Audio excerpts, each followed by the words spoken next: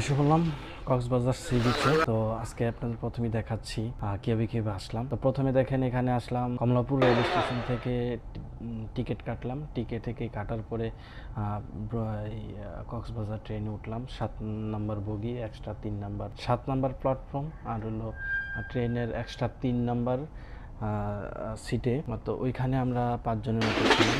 তো ওইখান থেকে আমরা উদ্দেশ্যে রওনা হইলাম কক্সবাজারের উদ্দেশ্যে। তো সারা রাত জার্নি করার পরে ঠিক 8টার দিকে আমরা কক্সবাজার রেল স্টেশনে নামলাম। তো এখান থেকে আমরা একেবারে সি বিচ, যেখানে রমদা হোটেল আছে, সেই হোটেলে আমরা বুকিং আগে থেকে করে নেওয়া ছিল। তো সেই উদ্দেশ্যে সেখান থেকে গেলাম। তো দেখেন আমরা সেই রমদা হোটেল, উপরে আপনাদের সম্পূর্ণ ভিউটা দেখাচ্ছি। পাশেই কিন্তু আপনার সি বিচ আছে। তো এর ভিতরের যে জায়গাটা সেটাও দেখেন।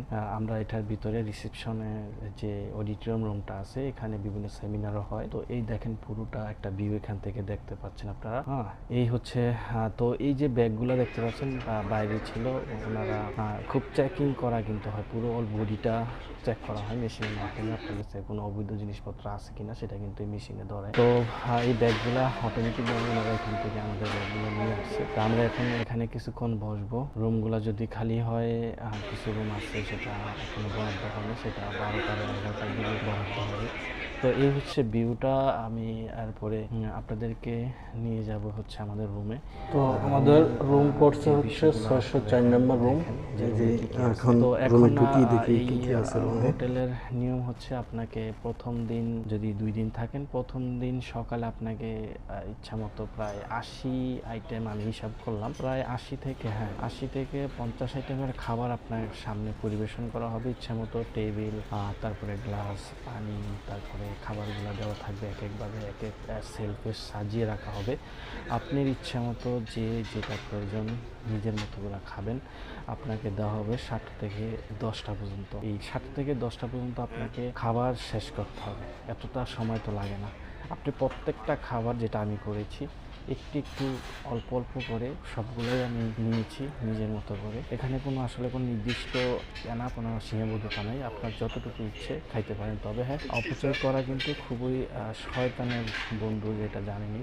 অপচয় করবেন না, যত ইচ্ছা খাবেন, কারো কোনো বাধা নেই, যেটা খুশি সেটা খাবেন। এখানে অনেক ধরনের আইটেম, 80 থেকে 60 রকমের আইটেম দেওয়া আছে। মনে হয় আরও বেশি হবে যদি আমি গুণ হিসাব করি। মানে প্রায় সকল ধরনের ডিম থেকে শুরু করে, তারপরে আপনার সবজি থেকে শুরু করে ফল ফ্রুট, তারপরে বিস্কিট, তারপরে দুধ, তারপরে দই, গরুর মাংস, মানে বিফ, যত আছে সকল ধরনের খাবার এখানে রাখা আছে। আপনি চাইলে নিজের ইচ্ছা মতো এখান থেকে চুজ করে খাইতে পারেন, একটার পর একটা শুরু করে। অবশ্যই নিজের হাতে নিয়ে খাবেন।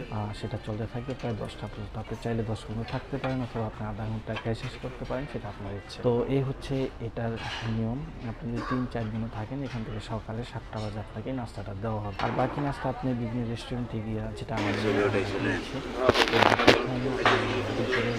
সকালের খাবারটা আমরা আসার সময় করে আসছি, যেটা কক্সবাজার স্টেশন, সেখান থেকে নিয়ে সাথে সাথে কিন্তু কক্সবাজারের যে 5টা রেস্টুরেন্ট ছিল সেখানে। তারপরে দুপুরে যে নাস্তাটা সেটা কিন্তু করেছি হচ্ছে ঠিক কক্সবাজারের সি বিচ ইনানি নামে একটা জায়গা, সেইখানে পালঙ্কি একটা রেস্টুরেন্টে গিয়া, সেখানে প্রায় 10 থেকে 20 রকমের আইটেমের ভর্তা দিয়ে আমরা দুপুরের অর্থাৎ লাঞ্চ করেছিলাম। তো এই হচ্ছে অবস্থা। তারপরে আপনাদের রুমের যে অবস্থাটা সেটা তো দেখাইলাম।